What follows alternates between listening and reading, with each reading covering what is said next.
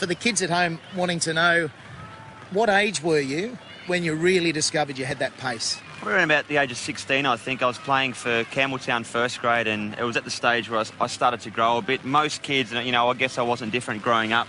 I grew very, very late, you know, in my sort of early teenage years, and it was about the age of 16 the ball started to fly through, and I thought, well, getting the ball around 150 k's here. So. OK, well, let's get stuck into the emails. The first one is from Sam. He's 15, New South Wales. And the question, g'day, Brett, what advice do you have on bowling a great outswinger? And I've got to say, as an opening batsman, if you get a good outswinger, it's hard to face. Over to you. Well, it is hard to face, and I guess outswinger is my stock ball. Thank you, Slats, for the umbrella work.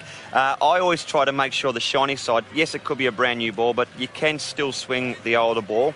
But always showing one side, being on the right-hand side, opposite to the way that you want to swing it. My seam position was always straight down the line there. Some bowlers do hold the ball together. I hold the ball slightly apart.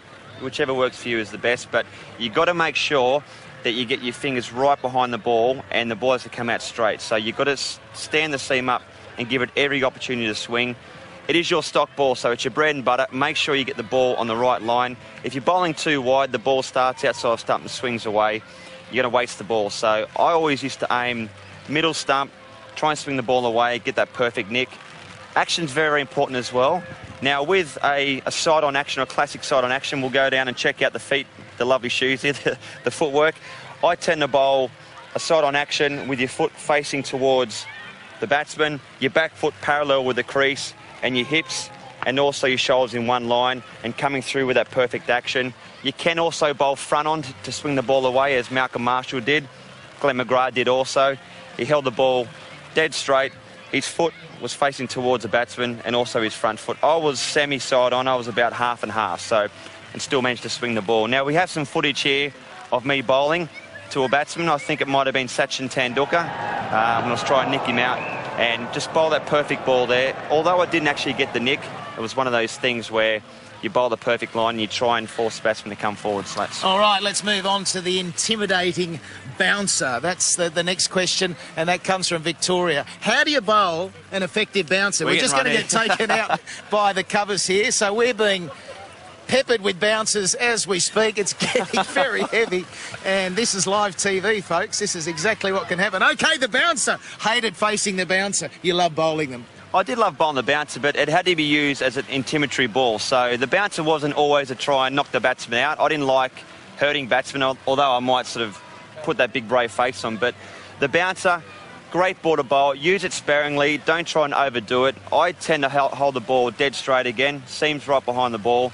Little gap there. You can hold it across, but I didn't want to give the batsman too much knowledge as at the top of my mark that he'd know they'll be bowling the bouncer. So get in. The ball release would be slightly longer, so I'd be holding the ball a little bit longer to get most trajectory off the wicket and try and get the batsman and the ball to come fly past the batsman. Now, there's a ball I was bowling against Andrew Strauss.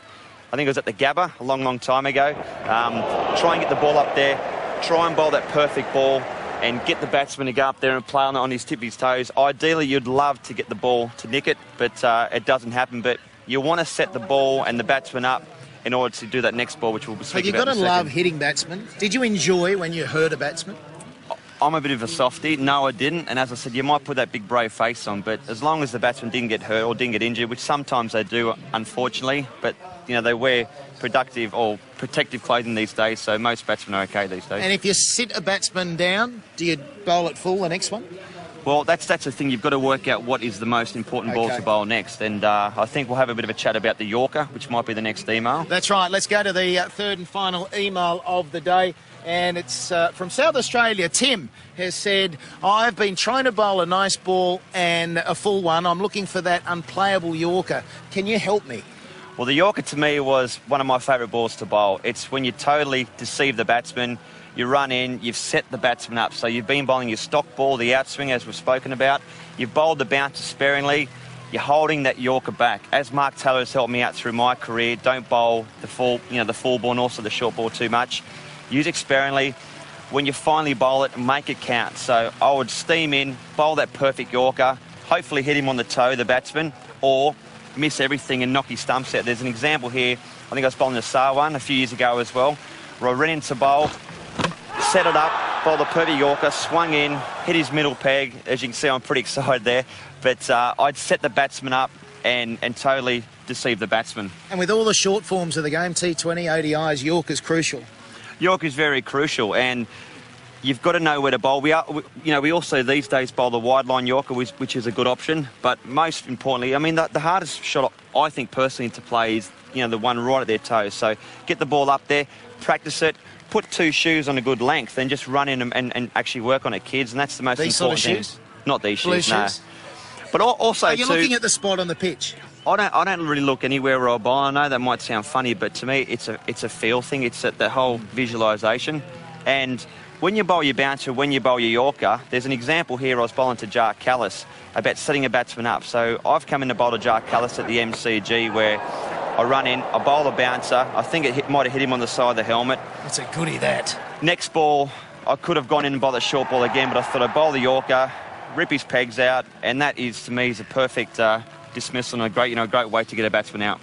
It makes a difference if you can bowl upwards of 145, though, doesn't it? And all these deliveries at pace. It does. And I think that was the intriguing thing with you. Your Test cricket was outstanding. You're one of 4 to take over 300 wickets, but your one-day international accuracy, often the faster you bowl, the faster they can disappear to the boundary, but that didn't seem to be the case. So accuracy was a big thing for you. Yeah, look, I worked very hard in the nets, and I worked for hours and hours on, as I said, putting 2 shoes on a good crease line length and try and knock those shoes with no batsman and try different things. Try bowling short balls nets, try bowling the ball outswinger. Shane Bond, a great bowler and has a fantastic one-day record. His stock ball was the in-swinger. So find out, kids, what works best for you, whether it's the outswinger or the in-swinger, but definitely have a stock ball. OK, 3 things for the kids to take away from this. I think practice, most importantly, and as Heel said with all those P's, perfect practice is perfect, or is the best way to go about it. Have fun. It has to be enjoyable. It has to be a lot of fun. And most importantly, and strive. Try new things in the nets. Try, as I said, different balls, different ways to try and get a batsman out. But fast bowling's fun. It's hard work. But once you get it right, and as you see, when you bowl that perfect in-swinger, his stumps fly. It's the best feeling. And tough work in India, isn't it, where you don't get the bounce and the pace out of the pitch. And you don't see this green wicket, no.